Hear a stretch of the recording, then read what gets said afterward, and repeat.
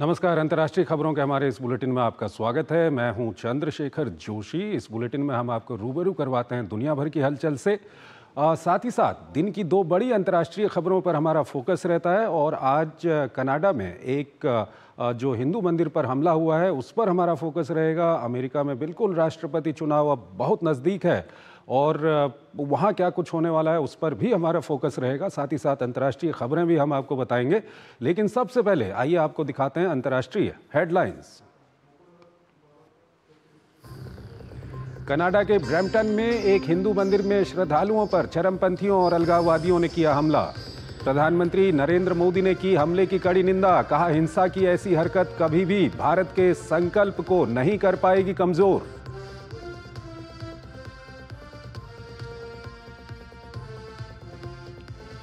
America में राष्ट्रपति पद के लिए चंद घंटों बाद होना है मतदान। कमला हैरिस और डोनाल्ड ट्रंप हैं चुनावी मैदान में। अंतिम दिन के प्रचार में दोनों ने किया अपनी अपनी जीत का दावा।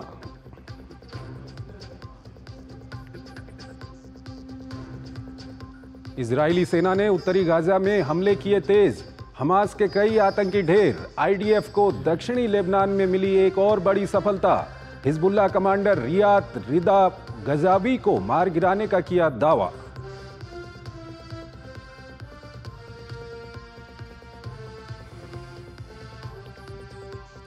रूसी सेना ने यूक्रेन के दूसरे सबसे बड़े शहर खार्किव और आसपास के क्षेत्र पर किया हवाई हमला। 15 लोग घायल। दक्षिण कोरिया और यूरोपीय संघ ने की उत्तर कोरिया द्वारा मॉस्को को हथियारों की आपूर्ति की निंदा।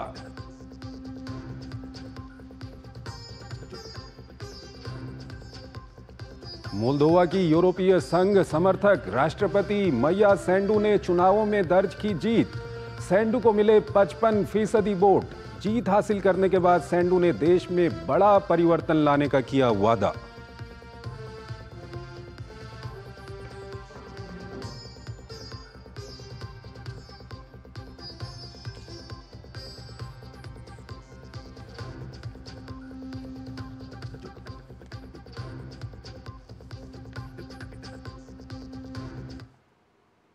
और आइए सबसे पहले बात करते हैं सबसे बड़ी अंतर्राष्ट्रीय खबर जो कनाडा से आई है। और कनाडा में हिंदुओं पर हुआ है हमला। कनाडा और भारत के रिश्ते अब तक के सबसे बुरे दौर में हैं। इस बीच कनाडा के ब्रैम्पटन में एक हिंदू मंदिर में श्रद्धालुओं पर अलगाववादियों ने हमला किया है। विदेश मंत्रालय ने चरमपंथियों और अलगाववादियों द्वारा की गई हिंसा की निंदा की है, जबकि कनाडा के प्रधानमंत्री जस्टिन ट्रूडो ने इस हमले की निंदा करते हुए किसी को जिम्मेदार नहीं ठहराया है और न ही इस मामले में किसी की गिरफ्तारी का जिक्र किया है।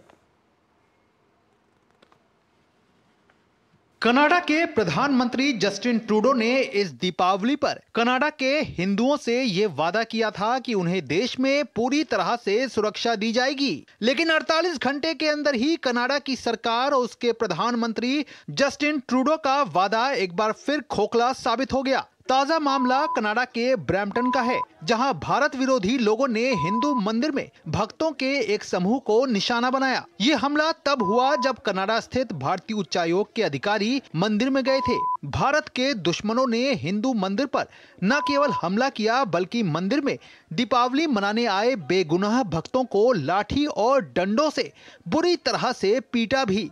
ये वही कनाडा है जो चरमपंथियों और अलगाववादियों के लिए सेफ हेवन यानी सुरक्षित ऐशगाह बन चुका है।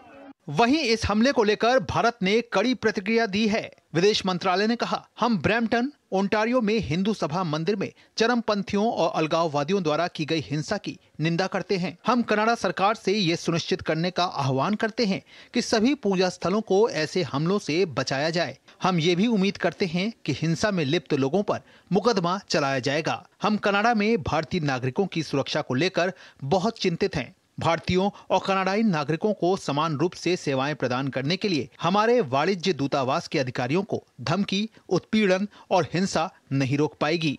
वहीं कनाडा के प्रधानमंत्री जस्टिन ट्रूडो ने इस हमले की निंदा करते हुए किसी को जिम्मेदार नहीं ठहराया है और न ही इस मामले में किसी की गिरफ्तारी का जिक्र किया है। उन्होंने एक्स पर लिखा, ब्रैम्पटन में हिंदू सभा मंदिर में हुई हिंसा अस्वीकार्य है। हर कनाडाई को अपने धर्म का स्वतंत्र और सुरक्षित तरीके से पालन करने का अधिकार है। समुदाय की सुरक्षा और इस घटना की जांच के लिए त्वरित कार्रवाई करने के लिए पील रीजनल पुलिस का धन्यवाद। कनाडा के हिंदू सांसद चंद्रा आर्या ने मंदिर पर हुए हमले का आरोप चरमपंथियों पर लगाया है। उन्होंने लिखा है, कनाडा के चरमपंथियों ने हदें पार कर दी हैं। हिंदू कनाडाई श्रद्धालुओं पर चरमपंथियों का हमला दिखाता है कि कनाडा में हिंसक चरमपंथ कितना गहरा और बेशर्म हो चुका है। देश में इस प्रकार की हिंसक घटनाएं धार्मिक असहिष्णुता और कट्टरपंथ के बढ़ते प्रभाव को दर्शाती है, जिससे भारत कनाडा संबंध बड़े स्तर पर प्रभावित हुए हैं। और इस बीच कनाडा के ब्रैम्पटन में अलगाववादियों द्वारा मंदिर में भक्तों के खिलाफ की गई हिंसा की निंदा की है प्रधानमंत्री मोदी ने। उन्होंने एक्स पर लिखा, मैं कनाडा में एक हिंदू मंदिर पर जानबूझकर किए गए हमले की कड़ी निंदा करता हूं। हमारे राजनयिकों को डराने धमकाने की कायरतापूर्ण कोशिशें भी उतनी ही भयावह हैं। हिंसा के ऐसे कृत्य कभी भी भारत के संकल्प को कमजोर नहीं करेंगे। हम कनाडा सरकार से न्याय सुनिश्चित करने और कानून के शासन को बनाए रखने की उम्मीद करते हैं।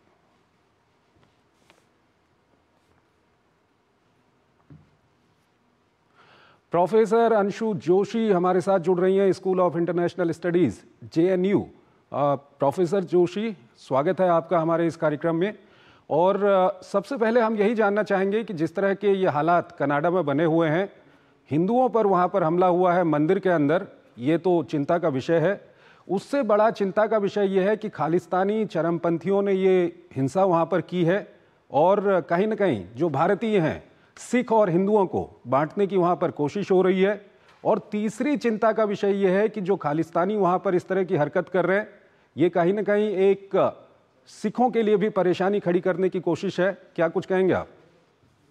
निश्चित तौर पर चंद्रशेखर जी, बीते कुछ दिनों में हमने देखा कि कैसे पिछले वर्ष निज्जर की हत्या के बाद से भारत और कनाडा के संबंधों में एक तनावपूर्ण संबंधों का दौर शुरू हुआ, जबकि ट्रूडो ने बहुत बेबुनियाद आरोप भारत के ऊपर लगाए। और इसके बाद बार बार भारत सरकार के द्वारा इस प्रकार के बयान दिए जाने के बावजूद कि भारत का किसी प्रकार की हिंसा में या इस प्रकार की हत्या में भारत का कोई हाथ नहीं है, और यदि कनाडा के पास कोई सबूत है तो उसे पेश करे, लेकिन ऐसा कर पाने में ट्रूडो असफल रहे हैं अभी तक। और इसके बाद हम देख रहे हैं कि कैसे एक के बाद एक इस तरह के जो इंसिडेंट्स हैं वो अनफोल्ड हो रहे हैं।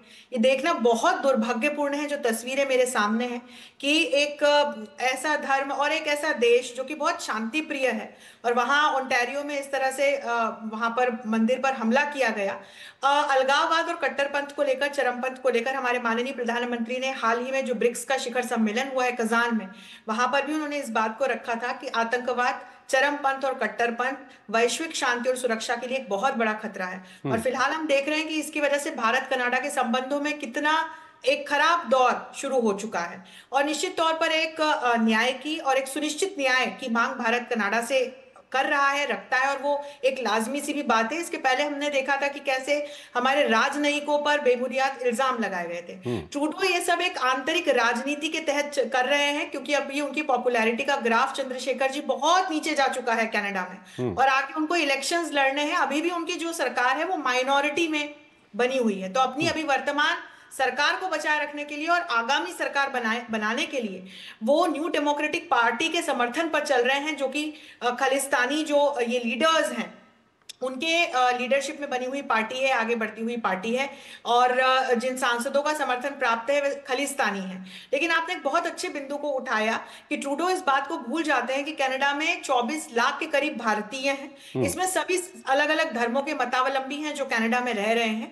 और मैं सिख समुदाय के लोगों को भी नहीं मानती कि जो सारे सिख समुदाय के लोग हैं वो खालिस्तान का समर्थन कर रहे होंगे। शांति प्रिय लोग हैं, अपने भारत माता को प्रेम करते हैं, भारत के प्रति उनके मन में एक अटूट श्रद्धा और प्रेम का भाव है। तो इस प्रकार से न सिर्फ हिंदू और सिख समाज को के बीच में एक खाई लाने के लिए और जो सिख समाज के लोग हैं उनको कहीं ना कहीं वैश्विक स्तर पर बदनाम करने के लिए ट्रूडो जो इस प्रकार की सब ये हरकतें कर रहे हैं, ये अपने आप में देखना बहुत दुर्भाग्यपूर्ण है। क्योंकि एक तो भारत कनाडा के बीच के जो बायलैटरल रिलेशंस हैं वो तो बहुत खराब हो ही गए, लेकिन इसके अलावा जो एक तो पीपल टू पीपल कनेक्ट्स हैं और जो वहां रह रहे भारतीय हैं उनकी सुरक्षा अस्मिता के लिए एक बहुत बड़ा प्रश्न चिन्ह ट्रूडो ने और इन अलगाववादियों ने खड़ा कर दिया है। बिल्कुल, आप ही की कही हुई बात को थोड़ा सा अपने दर्शकों को मैं एक्सप्लेन करना चाहूँगा। दरअसल है क्या कि कनाडा में जो जस्टिन ट्रूडो की पार्टी है वो अल्पमत में है और इनकी पार्टी को समर्थन जो देती है उस पार्टी का नाम है एनडीपी और उसके नेता हैं जगमीत सिंह और उसमें अधिकतर जो खालिस्तानी चरमपंथी हैं वो लोग उसमें शामिल हैं। और अगर ये समर्थन वापस ले लेंगे तो ट्रूडो की सरकार गिर जाएगी, वो प्रधानमंत्री नहीं रहेंगे। तो कहीं ना कहीं आप कह रही हैं कि ट्रूडो अपनी सरकार बचाने के लिए इन सब जो कुछ हो रहा है उसको कहीं ना कहीं उसको आश्रय दे रहे हैं। निश्चित तौर पर आप देखिए कि जो अभी भी सरकार बनी हुई है तो ट्रूडो ने अपनी राजनीतिक आकांक्षाओं को पूरा करने के लिए पहले भी अर्ली इलेक्शंस कॉल किए थे, लेकिन इनकी पार्टी को पूर्ण बहुमत नहीं मिल पाया। तब इन्होंने न्यू डेमोक्रेटिक पार्टी का समर्थन लिया और उनके सांसदों का समर्थन लिया। अब देखिए कि अगर ये सांसद अपना समर्थन वापस ले लेते हैं या ये पार्टी यदि अपना समर्थन वापस ले लेती है तो ट्रूडो की सरकार गिर जाएगी। और हाल फिलहाल ट्रूडो की जो लोकप्रियता का जो एक ग्राफ है वो बहुत नीचे जा चुका है। तो ये सब देखते हुए ट्रूडो जानबूझ करके ये तमाम जो ये अलगाववादी चरमपंथी जो एक्टिविटीज हैं उनको रोकने के लिए कवायद करने की बजाय उल्टा भारत सरकार के ऊपर बार बार बेबुनियाद इल्जाम लगा रहे हैं। क्योंकि न्यू डेमोक्रेटिक पार्टी से ही जुड़े हुए निज्जर, पन्नू, ये तमाम जो खालिस्तानी आतंकवादी हैं इन सभी का नाम इस पार्टी के साथ और इन एक्टिविटीज के साथ जुड़ा रहा है। और एक और आपको बात बताना चाहती हूँ चंद्रशेखर जी, ये ना फंडिंग से भी बहुत बड़ा एक जुड़ा हुआ मुद्दा है। क्योंकि इस पार्टी से बड़ी मात्रा में और जो ये खालिस्तानी ग्रुप्स हैं इनसे एक बहुत बड़ी मात्रा में फंड जो है वो ट्रूडो की पार्टी को और ट्रूडो को मिल रहा है। तो एक तो फंडिंग से संबंधित जो उनकी आवश्यकताएं हैं और जो उनकी डिपेंडेंसी है, और दूसरा जो एक राजनीतिक डिपेंडेंसी है इन सांसदों पर जो न्यू डेमोक्रेटिक पार्टी से आते हैं, इसको देखते हुए सरकार बचाए रखने के लिए, अपनी पार्टी को बनाए रखने के लिए, अपनी कुर्सी को बचाए रखने के लिए ट्रूडो ने ये इस प्रकार की एक हरकत की है, इस प्रकार का कदम उठाया है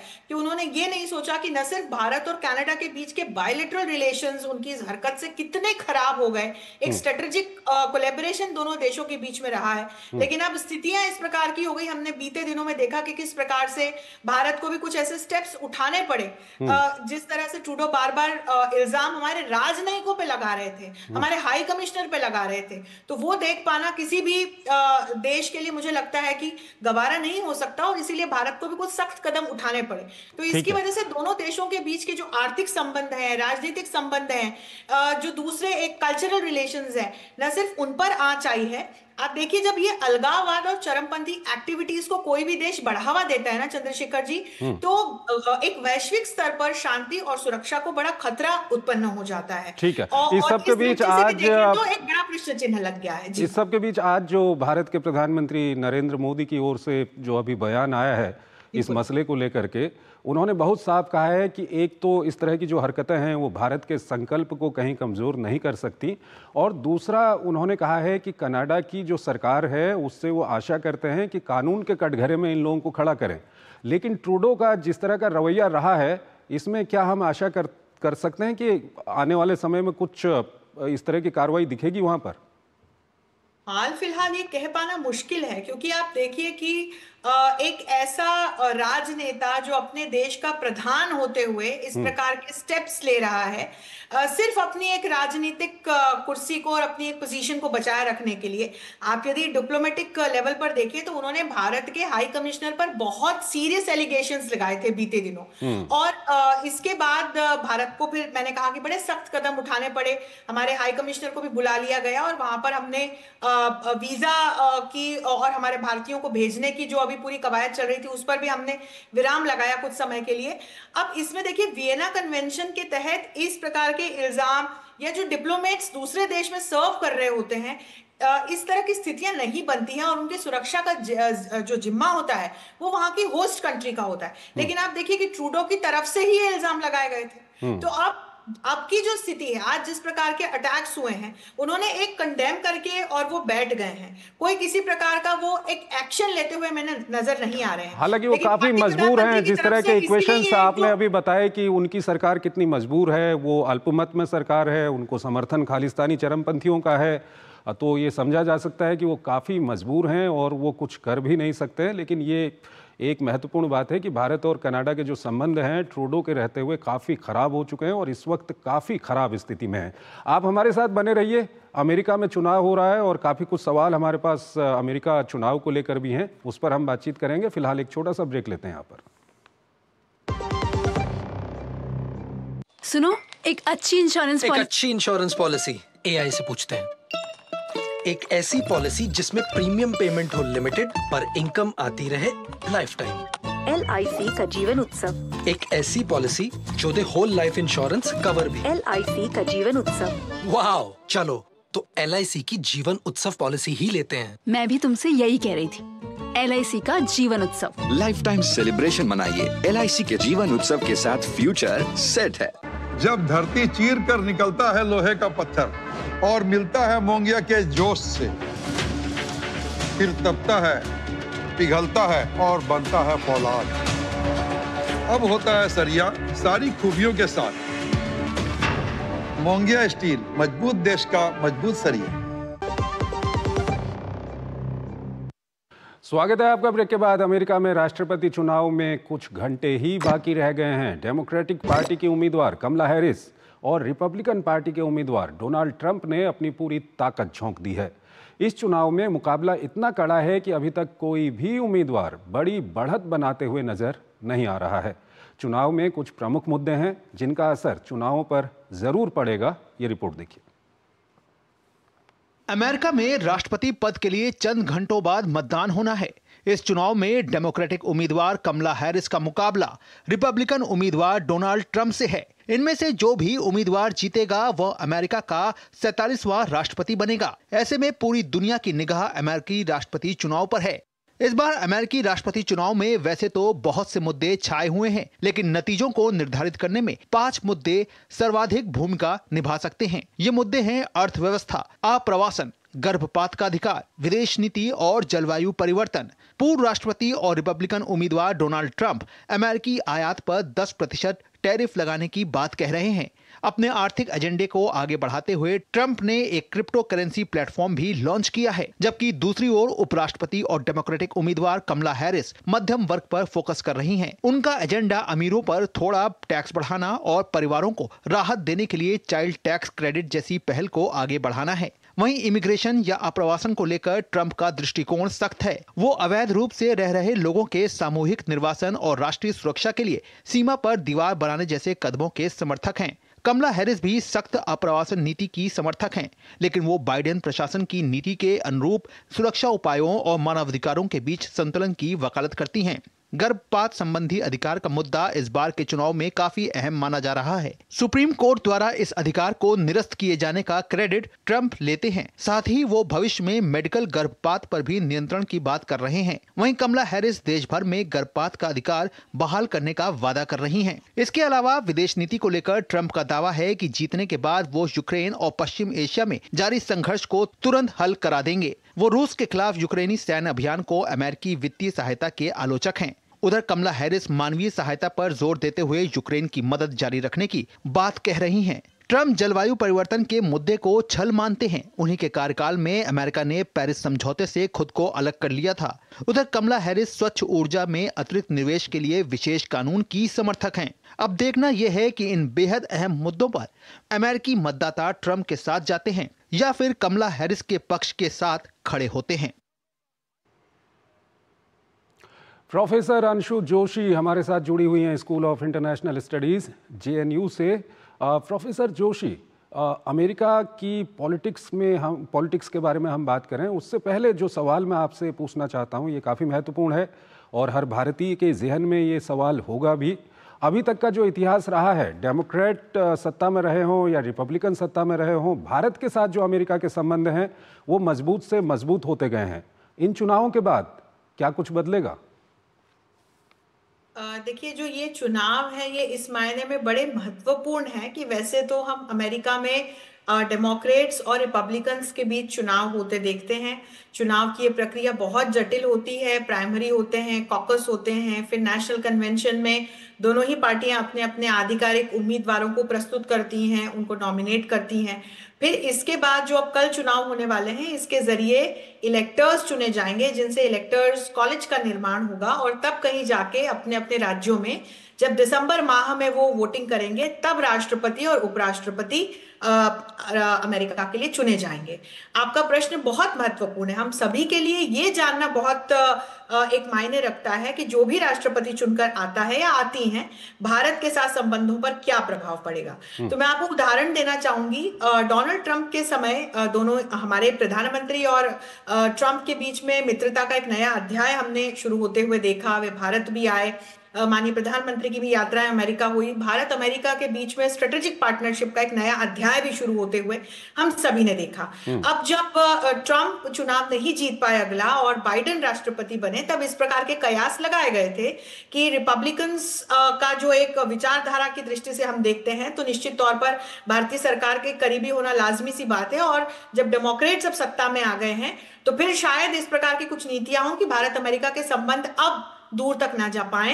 लेकिन इस चीज को समझना चाहिए कि फॉरेन पॉलिसी की दृष्टि से चंद्रशेखर जी, किसी भी देश की जो फॉरेन पॉलिसी चलती है उसके जो मेन कॉन्स्टिट्यूएंट होते हैं वो उसके नेशनल इंटरेस्ट्स होते हैं। तो वो किसी भी पार्टी का एक नेता चुन करके आता है, ठीक है, उसकी अपनी एक विचारधारा होती है, उसके अपने रुझान होते हैं, प्रायोरिटीज होती हैं, लेकिन अपने नेशनल इंटरेस्ट से दूर जाकर के या पीछे हट करके कोई भी नेता डिसीजन नहीं लेता। तो उस दृष्टि से मैं कहूंगी कि चाहे कमला हैरिस चुन के आती हैं या ट्रंप चुन करके आते हैं, भारत अमेरिका के संबंध बहुत अच्छे बने हुए हैं। लेकिन हैरिस को उपराष्ट्रपति के रूप में हम सभी ने देखा है और भारत के प्रति उनका जो सख्त रवैया है वो हम सभी जानते हैं। जबकि हम सभी ने ट्रंप का कार्यकाल देखा और हम सभी जानते हैं कि यदि ट्रंप चुन के आते हैं तो कैसे भारत और अमेरिका के संबंधों का जो स्वर्णिम काल शुरू हुआ था, एक उसका कंटिन्यूएशन हम देख पाएंगे। तो कहीं ना कहीं थोड़ा बहुत असर तो मैं देखती हूं कि संबंधों पर पड़ेगा इस बार के जो उम्मीदवार हैं उनकी दृष्टि से।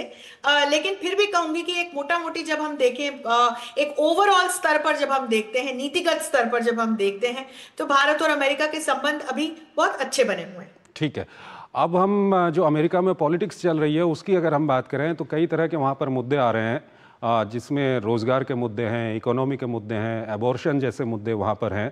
तो क्या कुछ आप देखती हैं, क्या कुछ स्थिति बनी हुई है वहाँ पर? अब इनको हमें दो कैटेगरीज में देखना चाहिए चंद्रशेखर जी। जैसे जो फॉरेन पॉलिसी से जुड़ा हुआ मुद्दा है वो एक आम अमेरिकी की डे टू डे लाइफ को इनडायरेक्टली कहीं ना कहीं प्रभावित करता है, क्योंकि जिस प्रकार से अमेरिका नाटो के माध्यम से अभी यूक्रेन को युद्ध में मदद कर रहा है, तो निश्चित तौर पर उसका कहीं ना कहीं एक आर्थिक प्रभाव वहां के जो अमेरिकन हैं उनकी जिंदगी पर पड़ रहा है, लेकिन अपरोक्ष रूप से पड़ रहा है। लेकिन जो एक हम डायरेक्ट इंपैक्ट देखते हैं, और जो ये दूसरी कैटेगरी में कहूंगी जो बहुत महत्वपूर्ण है, एक आम अमेरिकन का जो दैनंदिन उसकी दिनचर्या है, उसके क्या मुद्दे हैं, तो वो मुद्दे जो हैं वो कहीं ना कहीं क्लाइमेट चेंज से जुड़े हुए हैं, वो कहीं ना कहीं एम्प्लॉयमेंट से जुड़े हुए मुद्दे हैं। फिर हमने देखा कि कैसे गन लॉबी के बहुत स्ट्रांग होने के चलते कितने इस प्रकार के गन शॉट से रिलेटेड हमने इंसिडेंट्स होते हुए देखे। तो एक वहां का जो स्थानीय व्यक्ति है उसकी शांति और सुरक्षा को लेकर के उसके सामने एक मुद्दा है। फिर हम देखते हैं कि जैसे गर्भपात के अधिकार को लेकर के मुद्दा है। फिर हम देखते हैं कि कैसे जो ये इस प्रकार के डे टू डे लाइफ से जुड़े हुए इश्यूज हैं, एक तो वो कैटेगरी है। तो जो एक मतदाता जब अपना डायरेक्ट वोट कास्ट करेगा तो उसके लिए वो मुद्दे ज्यादा महत्वपूर्ण हैं। लेकिन निश्चित तौर पर जो ये वैश्विक स्तर से जुड़े हुए, फॉरेन पॉलिसी से जुड़े हुए मुद्दे हैं, और वहां पर दोनों ही उम्मीदवार, दोनों ही पार्टियों के बीच में आप देखते हैं कि नीतियों को लेकर के एक बड़ा कहीं ना कहीं जो भी आएगा तो नीतिगत बदलाव हो सकते हैं। तो इस दृष्टि से जब ये इलेक्टोरल्स कॉलेज जब वोट करेगा तो वहां पर मुझे लगता है कि ये वाले मुद्दे बहुत महत्वपूर्ण होने जा रहे हैं। कहीं ना कहीं जो अमेरिका के अंदर के मुद्दे हैं उसके साथ साथ रूस यूक्रेन का युद्ध का मुद्दा कहें या पश्चिम एशिया में जो कुछ हो रहा है उसका फर्क भी वहां पर पड़ेगा। एक अंतिम सवाल आपसे जानना चाहूंगा, बहुत संक्षेप में बताइएगा क्योंकि वक्त हमारे पास बहुत कम है। पिछले चुनाव में हमने जो देखा था, जिस तरह की टक्कर वहां पर देखी थी और जिस तरह के हालात अंत में हमने देखे थे, इस चुनाव में भी कड़ी टक्कर है। क्या इस तरह का कोई विवादित स्थिति बन सकती है? ये बहुत कठिन प्रश्न है और मैं आशा करती हूँ कि ऐसी कोई स्थिति ना बने। बहुत शांतिपूर्ण तरीके से चुनाव होते हुए दिख रहे हैं, हो जाएं। और बहुत कांटे की टक्कर है, हर बार रुझान आ रहे हैं, तो हर बार एक अलग हम स्थिति बनते हुए देख रहे हैं। 7 स्विंग स्टेट्स हैं, अभी उसके किस प्रकार के रुझान आते हैं, कल रात तक, परसों तक मुझे लगता है कि स्थितियां काफी साफ हो जाएंगी। चलिए परसों तक का इंतजार करते हैं, क्या कुछ वहां पर होगा ये हम देखेंगे और अपने दर्शकों को दिखाएंगे भी। बहुत बहुत शुक्रिया आपका हमारे साथ जुड़े रहने के लिए इस कार्यक्रम में। और यहाँ पर एक छोटा सा ब्रेक लेते हैं। जिंदगी की हर छोटी बड़ी जरूरत के लिए आप जो सपने सजाते हैं, बस उसी उम्मीद को तो हम सहारा लगाते हैं। SIP आपकी सेविंग्स को आपकी खातिर काम पर लगाएगी। आज ही अपनी पहली SIP की शुरुआत करें। अधिक जानकारी के लिए अपने वित्तीय सलाहकार से परामर्श करें। LIC म्यूचुअल फंड द्वारा निवेशक शिक्षा की एक पहल। म्यूचुअल फंड निवेश बाजार के जोखिम के अधीन है। योजना से संबंधित सभी दस्तावेजों को ध्यान से पढ़ें। स्वागत है आपका ब्रेक के बाद। अंतर्राष्ट्रीय खबरों के हमारे इस बुलेटिन में आज इतना ही, लेकिन जाते जाते आपको छोड़ जाते हैं आज दिन की बड़ी अंतर्राष्ट्रीय खबरों के साथ। नमस्कार।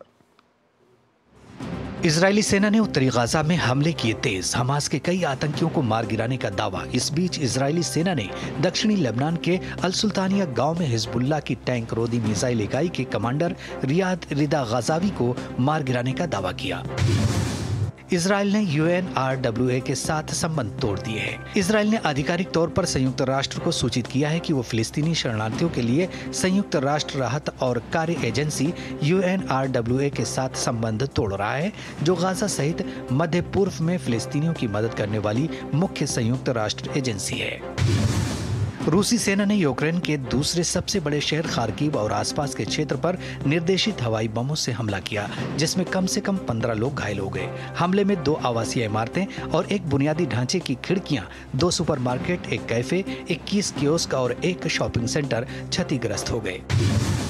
दक्षिण कोरिया और यूरोपीय संघ ने संयुक्त रूप से उत्तर कोरिया द्वारा मॉस्को को हथियार की आपूर्ति की निंदा की तथा मांग की कि रूस द्वारा यूक्रेन के खिलाफ युद्ध छेड़ने के बाद उत्तर कोरिया अपने सैनिकों को वापस बुला ले। मोल्दोवा की राष्ट्रपति मैया सैंडू ने राष्ट्रपति पद के लिए हुए दूसरे चरण के मतदान में मामूली अंतर से जीत हासिल करने के बाद परिवर्तन लाने का वादा किया है, जो अगले साल गर्मियों में होने वाले महत्वपूर्ण संसदीय चुनाव से पहले उनके समर्थक पश्चिमी ताकतों की कमजोर पकड़ को दर्शाता है। पूर्वी इंडोनेशिया के फ्लोरेस द्वीप में ज्वालामुखी विस्फोट में कम से कम 10 लोगों की मौत हो गई। अधिकारियों ने पिछले सप्ताह हुए ज्वालामुखी विस्फोटों के बाद सोमवार को माउंट लोवोटोवी लाकी के लिए खतरे का स्तर तथा जोखिम संभावित क्षेत्र का आकार बढ़ाकर 7 किलोमीटर कर दिया है।